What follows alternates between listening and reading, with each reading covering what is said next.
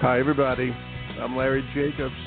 This is Pre-K-12 Education Talk Radio, and it is the 21st of September, 2023, and our guest today is going to be Emily Mitchell.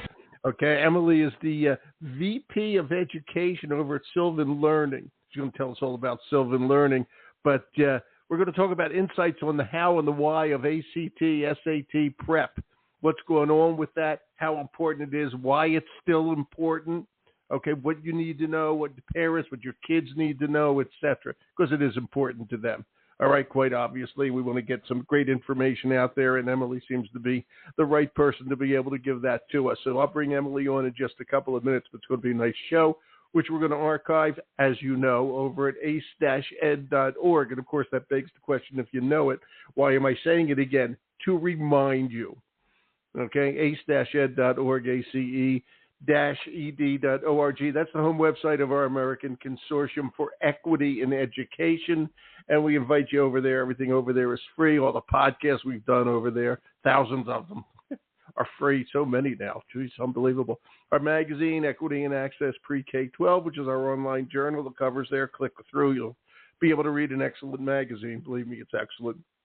And also our Excellence in Equity Awards program is linked there. Go over, check that out. We'd love to have you get involved with all your colleagues and friends in the education world. And we're putting together a whole new and different program. It's exciting. It's fun for us. And we just finished the industry side, and now we're going to do the educator side. Again, everything is free over there for you at ace-ed.org. Good stuff. And so is this podcast today with Emily, who I am bringing on right now. That was quick. Hi, Emily. It's Larry here. Hi, Larry. Good morning. Good morning to you. How you doing today? I'm fine. Thanks for having me on today. Well, my pleasure. Are you kidding me? I did notice you were there like 15 minutes early. I appreciate that. Thank you, Emily. My pleasure. Yeah, you did good, I got to tell you. So tell us about yourself a little bit. I know you were a teacher for a while. And tell us about Sylvan Learning. And I think a lot of people know what Sylvan Learning is, but I'd like to hear it described from your end, rather anecdotally. Sure. Let's do the real thing. Go ahead. Brag a bit. Sure. All right. So I started out as a middle school language arts teacher out of college in a district outside of Baltimore, Maryland. And I really enjoyed my classroom time, but I felt like it wasn't so it was a close fit, but not the exact. Started the transition over to education technology and kind of fell in love with that. And I've been there ever since, and I landed at Sylvan about 12 years ago. And I really think that Sylvan is my favorite place I've ever worked because we really do what we say we do. Unfortunately, I've worked for companies big and small, and they don't always live up to their mission statement. So it feels really nice to be at a place where we actually do. Wow, nicely said. Nicely said. Tell us what Sylvan exactly is doing these days. That was nice. I appreciate that. And by the way, sure. I appreciate, not everybody's cut out to be a classroom teacher, but people still like education. All right. And what you did, your career path it's something that everybody should respect and admire. I really like that. But anyway, go ahead. I mean it. Yeah, there are a lot of people in education who, for various reasons might not think that the classroom is a great fit. So I'm really thrilled that I found a great spot. And so at Sylvan, what we concentrate on is tutoring, as you may know. We've been around for, next year it's going to be our 45th year, believe it or not. Yeah, actually I do, because people know Sylvan Learning. I mean, they know it. Yeah. That's simple. Yeah. It was something we all know. But, I want to say this, you've been around for 40 years. Things have changed in 40 years. Okay? So has Sylvan Learning along with the times. That's what we're aiming at here. Go ahead. Continue. I'll just keep annoying you. I'll keep interrupting you until we get this all done. Don't worry about it. All right. Yeah. So we've always concentrated on helping students kind of, keep up, catch up, get ahead. But as you said, the landscape has really changed, especially since the pandemic. And so we're finding families who are coming to us with needs that maybe they never thought they were going to have in the past. So our job is to make sure that not only do we make sure the students are learning at the level they're supposed to, mainly in reading and math, and our kind of sweet spot is for grades 3 through 6, but we do have tutoring services for pre-K through 12. But families are struggling in ways they hadn't struggled before. We're having families come to us with students who are a lot more behind than we used to see prior to the pandemic. So we're really focusing our needs now on the biggest changes we're seeing, which is early literacy is a big one, especially for the crop of kids who had to go through kindergarten on Zoom. And and math. Those have been the biggest two areas of struggle we've been seeing. So we're concentrating a lot on helping those students catch up. And we also provide school services. So we've been called into a lot of school districts just to provide supplemental tutoring for those groups as well. Yeah, it's funny. I was just going to ask you that question because you kept saying families. Families call us for this, families call us for that. And I think everybody knows that. Okay, but what you said at the end was exactly the question I was going to ask you. Okay, are you? And I will ask you, and you could go into a little more detail on this. You are working with school districts. Okay, what's happening there? And that's a whole different world, by the way. As opposed to teaching little Larry math, which, by the way, didn't work. You guys were not involved in that fiasco. Okay, never worked. Yeah. Okay. Yeah. Okay, but what's going on as you work with school districts? And this is very important to our audience. Go ahead. Oh, great. Good. Yeah. So we've always provided services to schools. It's definitely not what we were known for, but it's something we've always done, usually through Title I funding, for I didn't know that. Yeah. Yeah, low socioeconomic areas and, schools that qualify for Title I, and they would bring us in for Tier 2 services. So it would be students who are about a year or so, a year and a half behind, and, hopes to get them up, largely to get them ready for end of the year state testing. Once the ESSER funding came about, we started getting, our phone was ringing off the hook because the Department of Education was advocating for high dosage tutoring, which is exactly what we've been providing for 40 years. And we were really, really thrilled when folks started reaching out to us and wanted that kind of tutoring for their school. Even sometimes during the school day, they would want us to come in and be part of the school day. Wow, I didn't know that. That's really interesting. And I have to ask this: where are you folks getting your tutors from? Are they current teachers who work after school? Are they retired teachers? It's probably all of the above. But everybody likes to know that. How do you make sure that the tutors, let me be blunt, know what they're talking about? Sure. Yeah, and we've had to look kind of high and low for tutors as well as schools have been lately. The teacher shortage has kind of hit everyone. Oh, yes. But traditionally, we do have classroom teachers who would come to us after they've finished teaching their school day, and they would come and tutor in the afternoons and early evenings for Sylvan. So that's still happening. And then we've also kind of tapped into retired teachers groups. Good. And a lot of those folks just, they miss the classroom. They're great teachers with a lot of experience, but they don't necessarily want a full-time job or to come back. So it lets them have kind of recreate those good experiences they remember from their classroom days with the kids, but it doesn't tie them down in the way a full-time position would. Yeah, it's so interesting the way tutoring has changed, Sylvan has changed, et cetera, et cetera. And again, everybody knows the name. They were able to catch up and find out all the cool things that they're doing right now. And I want to ask you about this now. What we wanted to talk about today, and I know you wanted to talk about this as well. We have the SATs and the ACTs. Okay, which, as you well know, have been a little bit under fire these days, and a lot of schools, colleges are dropping them. Okay, but they're still important. Okay, they are still part of the picture. All right, and everybody's going through change and all that as the culture changes, etc. But it's still important, still something that kids strive to do well in. All right. And so I'm going to ask you some of the questions you wanted me to ask you because I know you're an expert in this. First of all, are a lot of kids still taking the SATs and ACTs? They are. And for the same reasons I think taking them is that they want to find different ways to help themselves stand out through the colleges and universities they're applying to. And test scores is one of the ways that they can do that. Well, if a school doesn't look at the SATs and ACTs, can kids still submit an SAT and ACT to that school just so they can see what the score is? Do you know? Most of the schools will take the scores if you want the school to look at it. So our advice is always, there you go. Look at where you're applying. Figure out what the average scores are for the students who are accepted, because all of that information is public. It's pretty easy to find. And then go ahead and take the test. And if your scores are at or above the average of the accepted students at that school, go ahead and submit them. It's definitely not going to hurt you. But if you're not a great test taker, you had a bad day, whatever it might be, if you're applying to a test optional school, they really will not hold it against you if you don't submit scores. Yeah, when I took the SATs, I must have had a bad day almost 5 times in a row. Okay, it was a bad day. I never did well in those things, but I never did well in a standardized test anyway.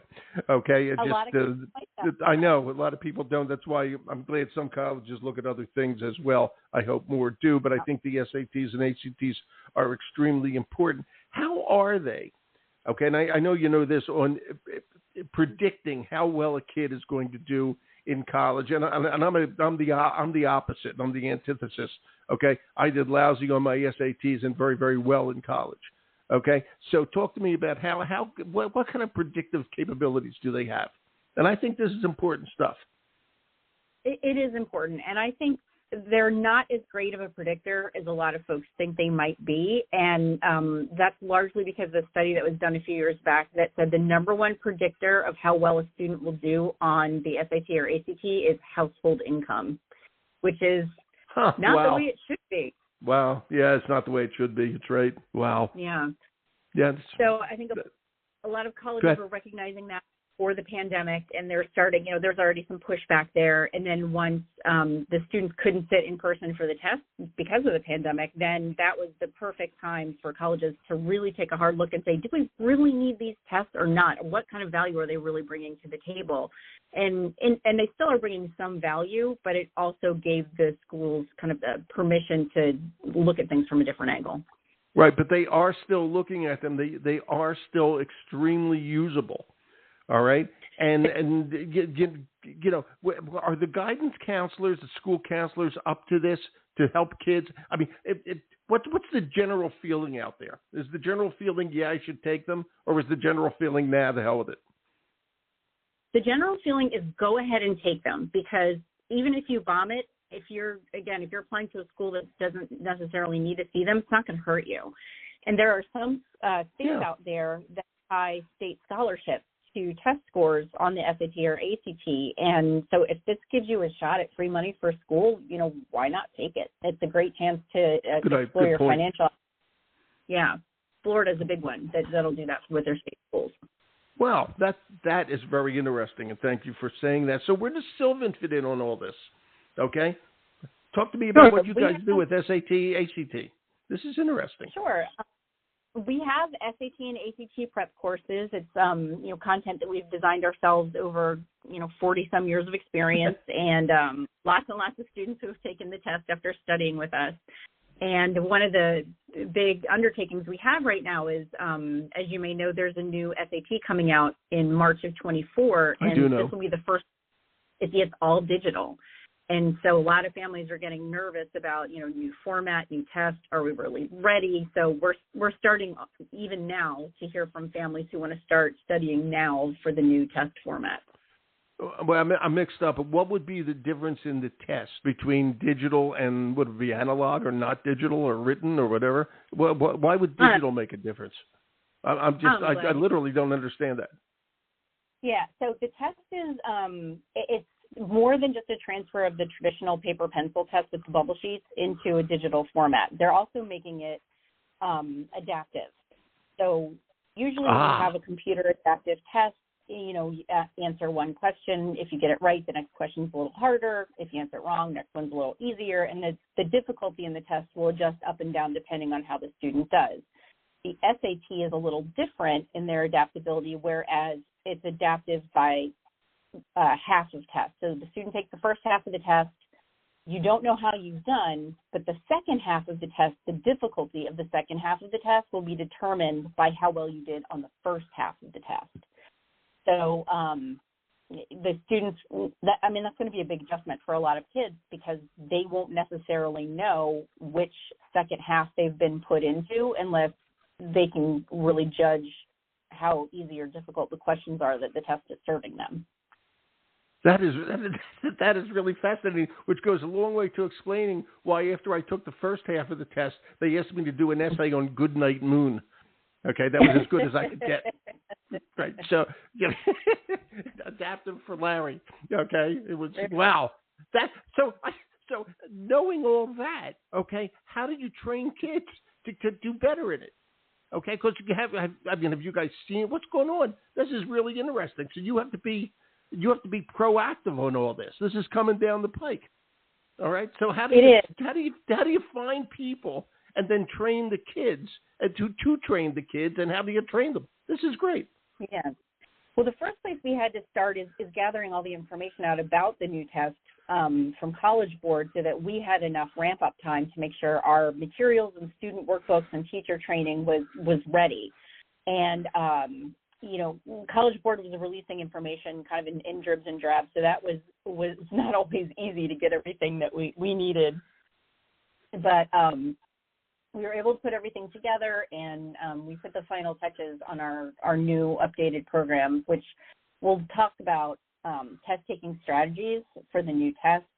One of the strategies that we advocate for is that you should try to guess, even if you're not going to get dinged for a wrong answer, so it's best to answer everything. The essay portion is gone now, which is new. So the overall test will be shorter than it was before because, it was really grueling. It was about 3 hours. You'd have to sit there and remember. It was horrible. Hard share, yeah. Right. Yeah, and for me, it was a long time ago, and I remember it's still indented on my memory. I can almost tell you what I wore. It was terrible. Yeah. Me too. And you had to bring your sharpened number 2 pencils and the whole. Exactly. Yep. So those days are gone. Good. And the test will be a little more forgiving for students who have trouble with the endurance aspect of the test. Excellent. So there are still test-taking strategies that that were true before that will be true again, and some that students are going to have to pivot a little bit now that the test is adaptive. What changes in the test-taking strategy? Just a little hint on that. What is it that changes? So one of the big things is you don't want to get discouraged because by the nature of the test being adaptive, if you figure out once you're in that second half that you're in the easier part of the test, that can really tank the student's confidence. So one of the things we say is really just keep going. Don't assume you've been put in the easier half. Even if you strongly suspect it, keep going as if you were going to get your 1600 and try not to lose focus because really, the test is not going to tell you which half you're in, and it's not going to tell you your score as you go through. So the best thing to do is keep pushing forward and don't let those little seeds of doubt sink in because you could be actually tanking your confidence. Yeah, which you don't want to do. So can you still, if it adapts to you taking the I don't know how to say this, the less strenuous the second half, it's adaptable. Can you still get a 1600? Or does that automatically say you can't get a 16? Not that you know that, but does it say you now can't get a 1600? Only 1600 is for the top level. That's interesting. Yeah. That's interesting. Especially for super high achieving kids, if they suspect they've been put in the lower half, they might think, well, my shot at a 1600 or something close to it is gone, so I might as well, throw in the towel. But, our advice is don't do that. Keep going because your guess might be wrong that you're in the easy half. Wow. Yeah, it reminds me because I know this for a fact. Years ago, not that many years ago, but a few years ago, kids would graduate as valedictorians of their class. In Boston, there was a big article, and in Detroit, I know this was happening, and they would assume that they had performed well, and then they would wind up going to community college, and so a lot of African American kids and Latino kids. And they would wind up, it turned out they were reading at a fifth grade level. Remember, they were just valedictorian of their class. Okay? So it creates a false positive, if I may. Not that these kids are stupid. It has to do with school resources and everything else you can imagine. You said it before, the more money you have, the easier it is to do this. So you don't want a false positive. You don't want a student to be accepted to Harvard with a 1600, but they're not ready for that yet. Doesn't mean they can't do it, but they're not ready for it yet. Okay, and the way this thing adapts gives the information to the college that they need about this particular student. At least it puts some kind of measure on it. That's very, very interesting. And wow, that can make real difference on college success. Okay, and the frustration level. Yeah, it's very interesting. That's very, very interesting. So let me. I have to ask you this. With all this, okay, now I know you have test-taking strategies that you're teaching the kids, but the tutors that you have, and I'm very curious about this. How do they learn about the test-taking strategy? I know they're good at math, and I know they're good at reading. They're teachers, okay, and they've been good at that for years, but they're not experts. And I had just a conversation about this yesterday with somebody. They're not experts at testing. They're not experts at creating tests. They're not experts at taking tests. How do you get those people? Where do they come from? Who are they? Or how do you train them? Maybe that's a better way to put it. I don't know.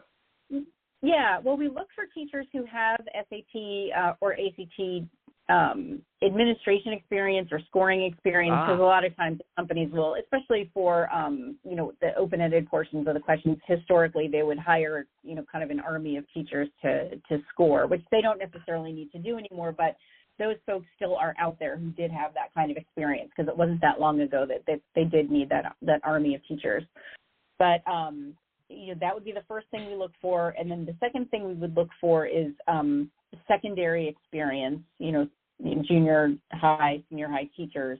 And then we can train them on test-taking strategies. We have a teacher guide so that, the teachers can refer to it as they're doing the prep courses. So we can make sure they have all the resources they need, even if it's their first go-around teaching SAT or ACT prep.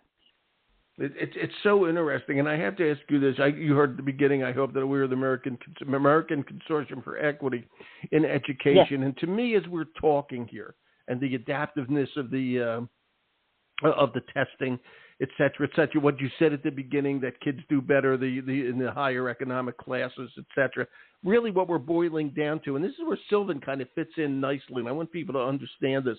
This is, in many ways, an equity question. Okay, we're kind of trying to make kids have more confidence than they used to, find out exactly where they are and go to the right place. Talk about Sylvan, if please, from an equity point of view, as you see it, and I know you have thought about that. Yeah, it's something that's always on our mind, and that's why our school services division is so important to me, because we're able to serve thousands of students whose families might never have been able to afford us otherwise.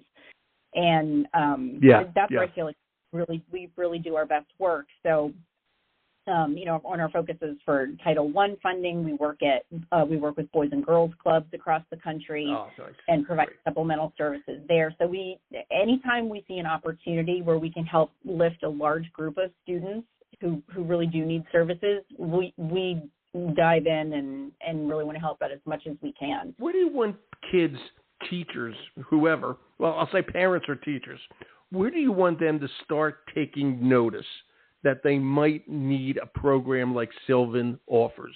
And I know I'm going to just reading off your website here: personalized tutoring, math mastery, reading programs, etc. And you're flexible on other stuff too, summer learning, etc. Got a show coming up on that in about an hour. Okay, but my question is, okay, where do you want this to start? What do you want? Who do you want to notice the need? Emily. Well, I think teachers already know the need. They see it every day in their classrooms, and I think schools are aware of the need. I think we're seeing a new disconnect now where our research is saying, and other folks have done research on this too, where parents are thinking, well, the pandemic's behind us, learning loss isn't really a thing anymore. My child's report card looks okay. I'm not really worried about it. But then you look at the actual test scores from across the country and you think, my God, they haven't been this bad in decades. And so there's a big disconnect there between parents who think their children are doing fine and the reality of what's happening under the school roof.